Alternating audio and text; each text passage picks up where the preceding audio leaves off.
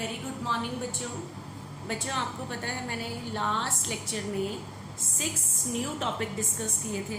आज मैं एक और टॉपिक डिस्कस कर रही हूँ, ध्यान से समझना, ठीक है? देखना ध्यान से। बच्चे आपको एक दिन मैंने 2 चीज़ों में डिफरेंस बताया था कि what difference between goods and assets. इन दोनों में मैंने डिफरेंस बताया था आपको, जबकि अकाउंटिंग इक्वेशन चैप्टर में आप गुड्स को असेट में ही लेके चल रहे थे, लेकिन थोड़ा सा मुझे आपको डिस्क्राइब करना है कि क्या दोनों में डिफरेंस है।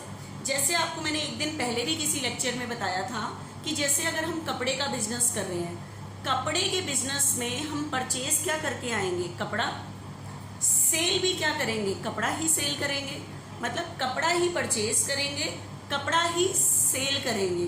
कपड़े की शॉप पे कपड़ा ही परचेज करेंगे और कपड़ा ही क्या करेंगे? सेल करेंगे, ठीक है?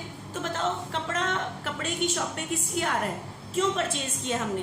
बेचने के लिए। तो मतलब गुड्स की जो डेफिनेशन है वो क्या है? Which are purchase for resale.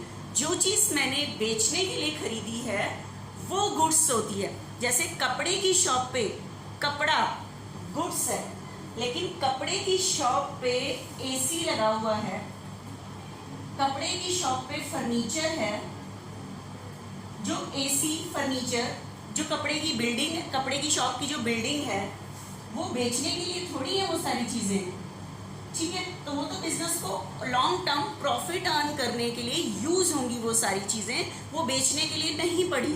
तो all these are assets of the business. वो सारी चीजें बिजनेस की असेट्स हैं, लेकिन कपड़े की शॉप पे जो कपड़ा पड़ा है वो गुड्स है। मतलब goods that means which are purchase for resale. जो चीज बेचने के लिए खरीदी गई है वो गुड्स है, ठीक है? जैसे मैंने आपको बताया था, जैसे फर्नीचर की शॉप पे है, फर्नीचर की शॉप पे फर्नीचर बेचने के लिए पड़ा है, तो उस टाइम फर्नीचर गुड्स है। लेकिन फर्नीचर वाली शॉप पे जो और चीजें हैं, जैसे एसी है, बिल्डिंग है, वो असेट है क्योंकि वो बिक नहीं रही फर्नीचर की शॉप पे। जो कहने का मतलब है goods which are purchase for resale. Goods वो चीज है जो बेचने के लिए खरीदी गई है, ठीक है? अब एक और चीज, तो गुड्स, क्योंकि आपके पास ट्रांजेक्शन होती थी परचेज गुड्स, तो समझ जाते थे कि हम जिस चीज का बिजनेस कर रहे हैं वो चीज खरीदी है। असेट के लिए वर्ड यूज नहीं होता, वो लिखता है परचेज फर्नीचर मशीनरी या परचेज फर्नीचर, कोई भी चीज लिखता है। लेकिन गुड्स के लिए वो क्लियर लिखता है गुड्स परचेज और गुड्स सोल्ड, उससे हमें क्लियर हो जाता है। लेकिन आज मैं एक टॉपिक डिस्कस कर रही हूँ, ध्यान से सुनना बच्चों। अगर हमने कोई असेट परचेज की है, क्या परचेज किया? असेट। मान लो मैंने कोई मशीनरी परचेज की है, 5 लाख की कोई मैंने मशीनरी परचेज की है, 5 लाख की, ठीक है? अगर मैंने कोई मशीनरी परचेज की है बच्चे 5 लाख की, ठीक है? इस मशीनरी को लाने के लिए मैंने रास्ते के जो चार्जेस दिए, ट्रांजिट चार्जेस, ठीक है, ट्रांसपोर्टेशन चार्जेस, मशीनरी को लाने के लिए। मशीनरी को मैं खुद तो नहीं उठाऊंगी, किसी न किसी चीज पर लेके आएंगे, तो उसको लाने के लिए जो रास्ते का किराया दिया उसे हम कह सकते हैं कैरेज, ठीक है? कैरेज कह सकते हैं। उसके बाद आपको पता है जब मशीनरी आएगी उसको हम खुद नहीं स्टार्ट करते, मशीनरी को इंस्टॉल कराना पड़ता है, इसे हम कहते हैं इंस्टॉलेशन चार्जेस, ठीक है? मान लो मशीनरी को लाने के लिए मैंने 5000 रास्ते का किराया दिया, और मशीनरी को लगाने के लिए जो मैंने इंस्टॉलेशन चार्जेस, आप कहोगे इंस्टॉलेशन चार्जेस क्या होती है? जैसे अगर लेबर आई तो मैंने उसको लगाने के लिए मशीनरी को, तो उसके लिए मैंने उनको वेजेस दी, वो इंस्टॉलेशन चार्जेस हो गए, ठीक है? तो बताओ मशीनरी मेरे को टोटल कितने की पड़ी? 5,15,000 की। तो कहने का मतलब है अगर मैंने कोई असेट खरीदी है, जब तक वो बिजनेस में आके इंस्टॉल नहीं हो जाती, क्या नहीं हो जाती? इंस्टॉल नहीं हो जाती, मतलब लग नहीं जाती, तब तक के जितने भी एक्सपेंसेस हैं उन एक्सपेंसेस की सेपरेट एंट्री नहीं होती। वो सारे एक्सपेंसेस किसकी कॉस्ट में ऐड होते हैं? मशीनरी की ही कॉस्ट में, मतलब असेट की कॉस्ट में ही ऐड होते हैं। मतलब आप मशीनरी परचेज करने की एंट्री 5 लाख से नहीं करोगे, 5,15,000 से करोगे। कहने का मतलब मेरा है कि अगर हम कोई असेट परचेज करते हैं, जब तक वो बिजनेस में आके इंस्टॉल नहीं हो जाती, लग नहीं जाती, तो जितने भी एक्सपेंसेस हैं असेट को लाने के और उसको लगवाने के, जितने भी एक्सपेंसेस हैं वो सारे ऐड करो, तब मशीनरी परचेज करने की एंट्री करो। मतलब मशीनरी मुझे टोटल कितने की पड़ी, 5,15,000 की, तो आपकी एंट्री होगी मशीनरी की डेबिट वर्ड कौन सी, तो मशीनरी 5 लाख से एंट्री नहीं होगी, 5,15,000। कहने का मतलब है मशीनरी को लाने के एक्सपेंसेस, जो इंस्टॉलेशन एक्सपेंसेस हैं सारे, वो मशीनरी में ही ऐड हो जाएंगे, एक्सपेंसेस की सेपरेट एंट्री नहीं होती, ठीक है। और बिजनेस से क्या चला जाएगा, कैश। लेकिन ये रूल जो एप्लीकेबल हो रहा है वो सिर्फ हो रहा है whenever we are purchasing the asset, not goods, ठीक है। आप कहोगे रास्ते वाले एक्सपेंसेस कौन से होते हैं, कैरेज होते हैं, ट्रांजिट चार्जेस, इसको लाने के लिए जो रास्ते का किराया दिया, इंस्टॉलेशन होते हैं उसको लगवाने के एक्सपेंसेस, ठीक है। मशीनरी को जैसे अगर एसी हम खरीदते हैं तो एसी को खुद तो नहीं लगा सकते, उसको हमें इंस्टॉल कराना पड़ता है, लगवाना पड़ता है, तो उसको लगवाने के जो भी एक्सपेंसेस आए वो सारे असेट की कॉस्ट में क्या होते हैं, ऐड। उन एक्सपेंसेस की सेपरेट क्या नहीं होती, एंट्री नहीं होती। आप एक एग्जाम्पल लो कि अगर मान लो मैं बिल्डिंग बनवा रही हूँ, बिल्डिंग बनवाने के लिए मेरे घर में ब्रिक्स आई, ईंटें आई, सीमेंट आया, ठीक है। मेरे पास बिल्डिंग बनाने के लिए टोटल जो खर्चा हुआ मेरा 25 लाख हुआ। तो अगर आपकी जब बिल्डिंग 25 लाख की टोटल बन गई तो आप रिकॉर्ड में क्या करोगे, बिल्डिंग टू कैश करोगे या एक एक चीज़ की करोगे, ब्रिक्स की ईंटें आई तो ब्रिक्स टू कैश, सीमेंट का आया तो cement to cash, no. Total आपका बिल्डिंग बनाने का एक्सपेंस कितने का हुआ, 25 लाख का। टोटल प्रॉपर्टी कितने की बनी, 25 लाख की। तो आप सीधा कहोगे मेरी बिल्डिंग कितने की है, 25 लाख की है, ठीक है। तो कहने का मतलब है कि अगर हम कोई असेट खरीदते हैं, जब तक वो बिजनेस में आके इंस्टॉल नहीं हो जाती, सारे एक्सपेंसेस असेट की कॉस्ट में ऐड होने के बाद असेट परचेज करने की एंट्री करनी होती है, ठीक है। ये सिर्फ असेट के केस में रूल अप्लाई होता है, एक्सपेंसेस ऐड वाला। इंस्टॉल करने के बाद के एक्सपेंसेस नहीं, सिर्फ लगवाने तक के, कि अगर आपने कोई असेट खरीदी है, जब तक वो बिजनेस में आके लग नहीं जाती, उसके सारे एक्सपेंसेस असेट की कॉस्ट में ऐड होने के बाद असेट परचेज की एंट्री होगी, ठीक है। लेकिन ये चीज गुड्स के केस में अप्लाई नहीं होती। मान लो मैंने गुड्स परचेज किया है 1 लाख का, गुड्स परचेज, ठीक है, गुड्स परचेज है फॉर रुपीज 1 लाख, 1 लाख, ठीक है। Goods purchase for rupees 1 lakh, goods purchase किया 1 लाख का, और इसको लाने के लिए जो मैंने रास्ते का किराया दिया है उसे हम कहते हैं कैरेज, रास्ते के किराए को कैरेज, वो 5,000 दिए। तो ये, लेकिन मैं इस टाइम कोई असेट नहीं खरीदी, we are purchasing the goods. Goods के केस में खर्चे गुड्स की कॉस्ट में क्या नहीं होते, ऐड नहीं होते, खर्चों की सेपरेट एंट्री होती है, ठीक है। तो बताओ गुड्स परचेज करना मेरे लिए expense, an expense always be debited. तो गुड्स के लिए तो वर्ड यूज हुआ परचेजेस अकाउंट डेबिट, और जो एक्सपेंसेस हैं, एक्सपेंस के लिए सेपरेट एंट्री ही करोगे, सेपरेट वर्ड यूज करोगे। तो बताओ कौन सा एक्सपेंस है, इसको गुड्स को लाने के लिए रास्ते का किराया कितना दिया, कैरेज, सॉरी 5,000 दिया, और इस एक्सपेंस को कहते हैं क्या है, कैरेज। तो कैरेज पे करना, कैरेज पेड, रास्ते का किराया पे किया, तो ये मेरे लिए एक्सपेंस है, and expense always be debited. तो कैरेज अकाउंट डेबिट 5,000, और बिजनेस से क्या चला जाएगा, cash credit word goes out. तो देखो जब मैंने मशीनरी परचेज की थी तो मैंने कैरेज के नाम से एंट्री नहीं की, सारे एक्सपेंस इस असेट में ही ऐड हो गए, मतलब वो असेट का ही एक्सपेंसेस बन गए, कैपिटल एक्सपेंडिचर बन गए। लेकिन इस टाइम गुड्स के केस में आपने खर्चे की कॉस्ट इसमें क्या नहीं की, ऐड नहीं की। तो ये चीज ध्यान रखना गुड्स और असेट के केस में, जो हम नेक्स्ट इलस्ट्रेशन में डिस्कस करते हैं। देखना अब मैं नेक्स्ट इलस्ट्रेशन करा रही हूँ, ध्यान से देखना।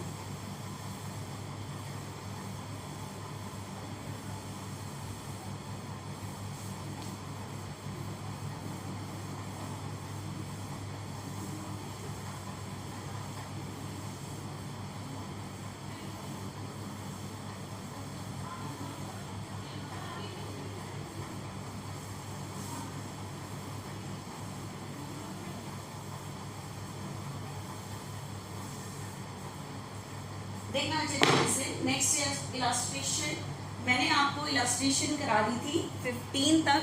Now we are starting the illustration 16.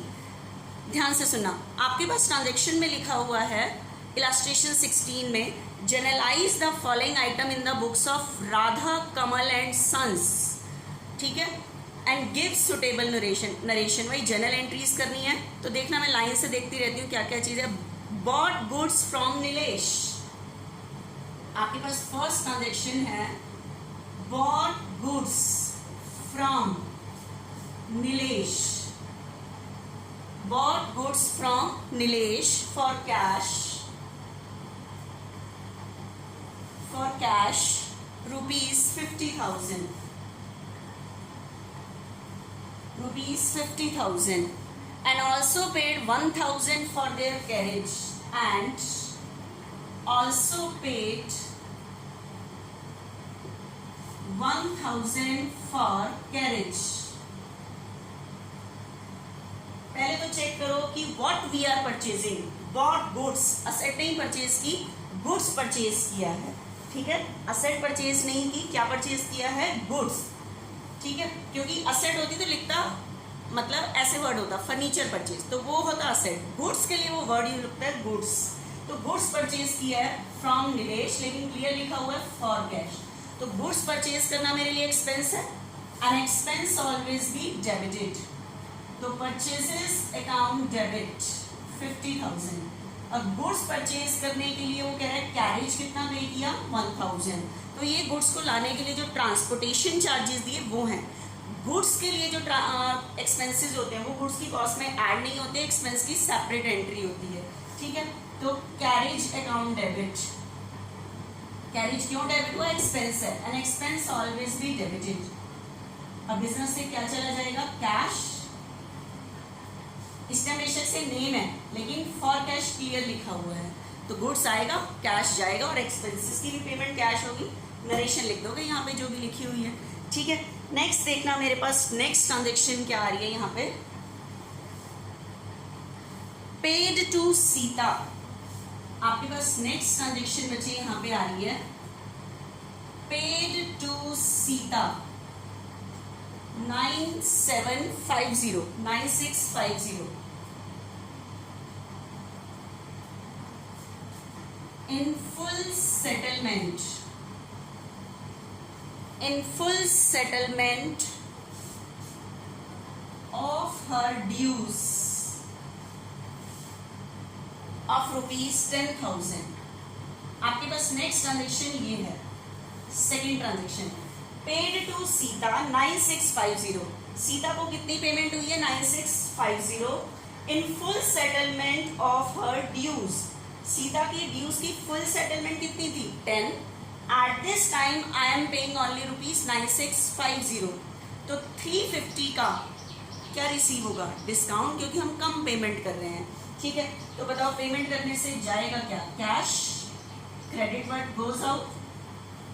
बताओ कितनी कम पेमेंट कर रहे हैं हम? 350. ठीक है, तो ये जो कम पेमेंट कर रही है हमारी इनकम है, और इस इनकम को हम नाम क्या देते हैं? Discount receive. कैश पे करते टाइम डिस्काउंट रिसीव होता है. डिस्काउंट रिसीव मेरी income, and income always be credited. Discount received 350. ठीक है, अब पे करने, किसको पे कर रहे हैं? सीता. सीता क्यों डेबिट हो रही है? इसका मतलब सीता मेरी लायबिलिटी थी, मैं उसको पे कर रही हूँ. पे कर रही हूँ तो मेरी लायबिलिटी क्या हो जाएगी? डिक्रीज. डिक्रीज पे डेबिट. फुल सेटलमेंट, पूरी अमाउंट. नाम में तब लिखा करो कैश और डिस्काउंट का टोटल ही इसमें आता है. ठीक है, तो नरेशन लिख देना cash paid to Sita and discount receive. ठीक है, नेक्स्ट देखना, नेक्स्ट क्या ट्रांजेक्शन आ रही है मेरे पास. नेक्स्ट ट्रांजेक्शन बच्चे थर्ड मेरे पास आ रही है purchase machinery by giving a cheque. आपके पास नेक्स्ट ट्रांजेक्शन आ रही है बच्चे purchase machinery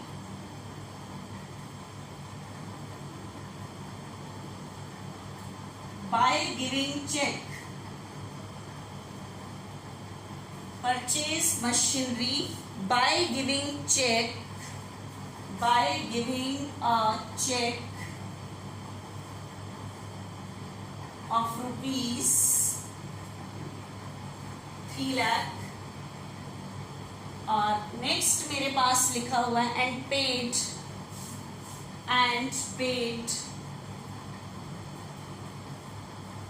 ₹25,000 paid ₹25,000 in cash as wages on its installation. हाँ बच्चे, आपके पास नेक्स्ट ट्रांजेक्शन ये है, मेरे पास थर्ड ट्रांजेक्शन है परचेज मशीनरी। ठीक है, अब आपके पास है बच्चे purchase machinery by giving cheque, मतलब हमने मशीनरी परचेज किया और पेमेंट चेक से की है ऑफ ₹3 लाख। ठीक है, तो अब हम गुड्स भी परचेज कर रहे हैं, असेट परचेज कर रहे हैं। तो मैंने मशीनरी परचेज की है बच्चे 1 लाख की एंड पेड 25,000 इन कैश, लेकिन 25,000 कैश पे किया है as wages on its installation, मतलब मशीनरी को लगवाने के लिए जो लेबर आई थी उसको वेजेस दिए, तो ये इंस्टॉलेशन चार्जेस के हो गए। तो मैंने कहा था अगर हम कोई असेट खरीदते हैं, जब तक वो बिजनेस में आके इंस्टॉल नहीं हो जाती तब तक ये एक्सपेंसेस की सेपरेट एंट्री नहीं होती, असेट की कॉस्ट में ही ऐड होती है। तो बताओ मशीनरी टोटल आपको कितने की पड़ी? 325 की। ठीक है, तो एंट्री मशीनरी की 3 लाख से नहीं होगी, 3,25,000 से होगी। ठीक है, तो अब बताओ मेरे पास मशीनरी कितने की है? 3 लाख और इंस्टॉलेशन चार्जेस कितने हैं? 25। तो मशीनरी की एंट्री 3 लाख से नहीं करोगे, क्योंकि मैंने कहा था अगर हम असेट परचेज करते हैं जब तक वो बिजनेस में आके इंस्टॉल नहीं हो जाती उसके एक्सपेंसेस असेट की कॉस्ट में ऐड होंगे, एंट्री पूरी 325 से होगी। तो आपकी मशीनरी बिजनेस में मशीनरी आएगी, लेकिन मशीनरी की एंट्री 3 लाख से नहीं होगी, 3,25,000। लेकिन ये जो आपने टोटल इसको 325 में डाला, 3 लाख तो चेक दिया है, चेक मतलब बैंक से पेमेंट जा रही है, लेकिन जो 25 जो पे किया है वो कैश किया है, तो क्रेडिट वर्ड गोज आउट। ये चेक दिया तो हमारे अकाउंट से पैसे गए हैं, ये कैश गया है। ठीक है, लेकिन ध्यान रखना 3 लाख से एंट्री नहीं होगी, 3,25,000 से होगी, जो मैंने आज न्यू टॉपिक कराया उसके अकॉर्डिंग। ठीक है, अब देखना बच्चे एक बारी थोड़ा सा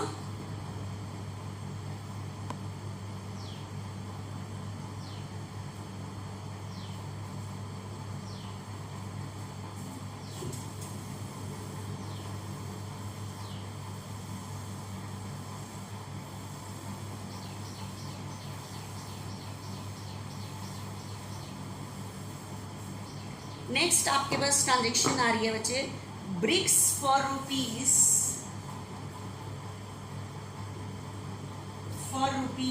15 lakh, bricks for rupees 15 lakh and timber for rupees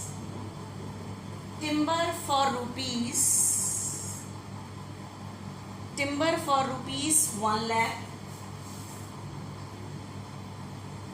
timber for rupees 1 lakh purchase for the construction of building, purchase for the construction of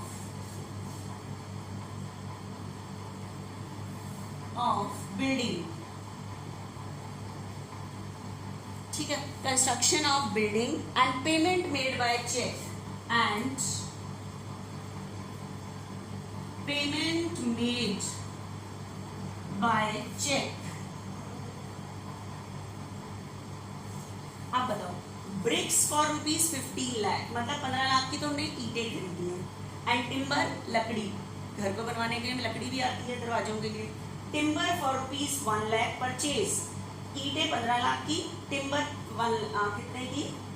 ये 1 लाख है या 10 लाख? 10 लाख है बच्चे, ये 10 lakh purchase for the construction of building.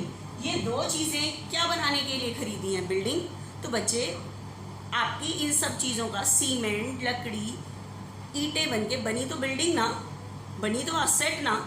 ठीक है, तो ये नहीं कि आप एंट्री करोगे bricks account debit, timber account debit to cash, no, ये क्या बनाने के लिए खरीदी है? बिल्डिंग। तो बिल्डिंग के बनने तक के जितने भी खर्चे होंगे वो बिल्डिंग की कॉस्ट में ऐड होंगे।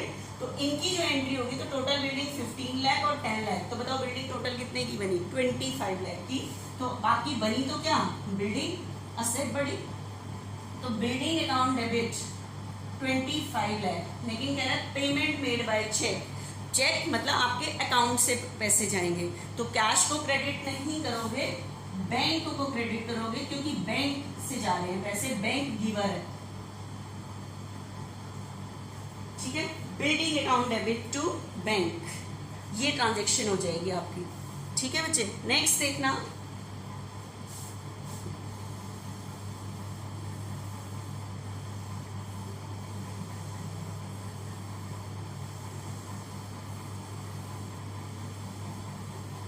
नेक्स्ट देखना, लास्ट जो हमारी है बच्चे, कह रहा है purchase and old machinery.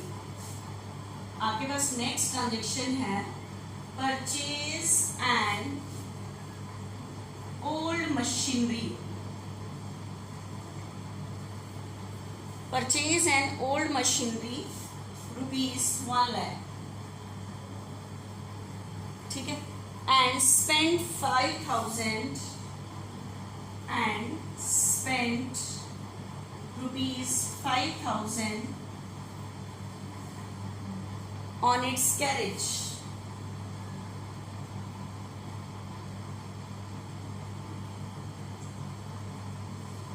On its carriage and 20,000 and ₹20,000 on its immediate repair.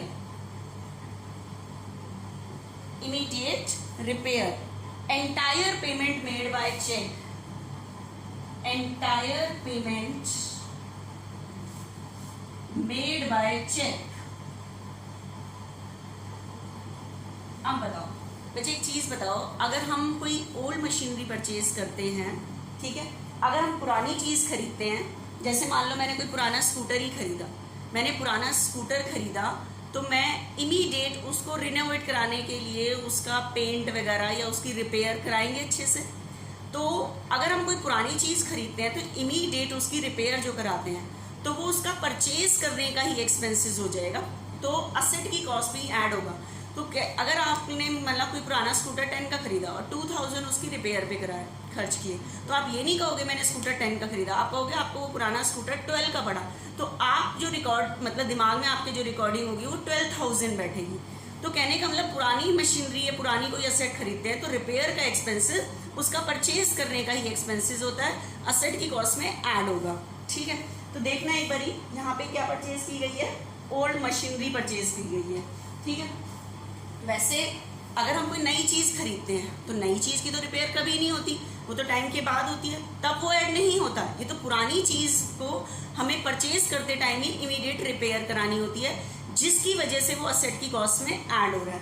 तो बताओ पुरानी मशीनरी कितने की खरीदी थी? 1 लाख एंड 5,000 इमीडिएट उसकी रिपेयर पे खर्च किया था, तो मशीनरी आपको कितने की पड़ी? 1,05,000। और उसको लाने के लिए ट्रांसपोर्टेशन चार्जेस कितने पे किए? 20। तो आपको मशीनरी कितने की पड़ रही है? 125 की। तो ये सारा मशीनरी की कॉस्ट में ऐड होगा। ठीक है, तो आपकी मशीनरी परचेज करने से बिजनेस में मशीनरी आएगी, मशीनरी अकाउंट डेबिट, और बिजनेस से चला क्या जाएगा? कैश 125 बचे। नरेशन लिख देना, ठीक है, शॉर्ट करके ना। नेक्स्ट देखना बच्चे, लास्ट जो मेरी ट्रांजेक्शन आ रही है, लास्ट ट्रांजेक्शन क्या आ रही है?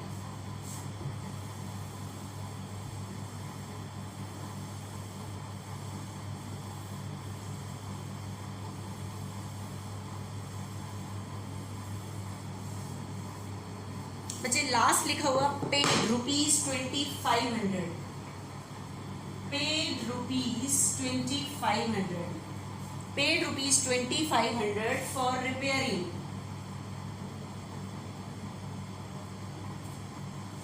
paid ₹2500 for repairing the office furniture।